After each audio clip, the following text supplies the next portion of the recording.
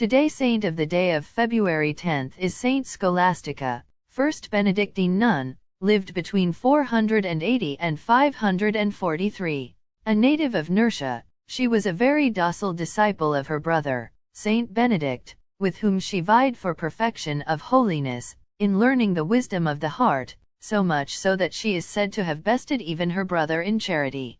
In his dialogues, the only reference text with a few references to the life of Saint Scholastica, Saint Gregory the Great tells of one episode in particular, which reveals her strong human personality and spiritual depth.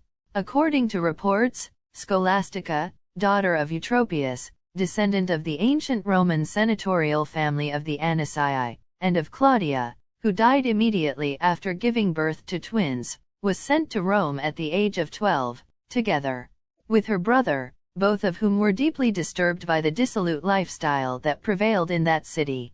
Benedict was the first to retire to a hermitage while Scholastica remained heir to the family, and, revealing detachment from earthly goods, asked her father to be allowed to dedicate herself to religious life, first entering a monastery near Nursia and then moving to Subiaco, following her brother who had founded the Abbey of Monte Cassino. There, just 7 kilometers away, she founded the monastery of Piumarola, where together with her sisters in religion she followed the rule of Saint Benedict, giving rise to the female branch of the Benedictine order. Scholastica used to recommend observing the rule of silence, and avoiding conversation with people outside the monastery, even if they were devoted visitors. She used to say, either speak of God or keep silence, for what in this world is so worthy of speech?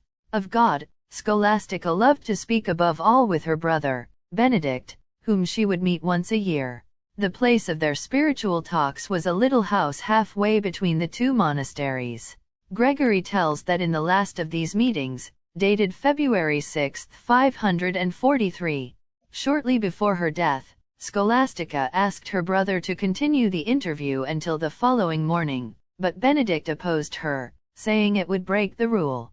Scholastica then implored the Lord not to let her brother depart, bursting into copious tears. Immediately after, an unexpected and violent storm forced Benedict to stay, so that the two did talk all night. Noteworthy is Benedict's reported initial reaction to the sudden downpour: "Almighty God forgive you, sister. What have you done?" To which Scholastica answered, "See, I have asked you, and he has answered me. Now go out, if you can, leave me and go back to the monastery." His sister's riposte could not fail to please Benedict, for he himself had taught her to turn in difficulties to the one to whom everything is possible.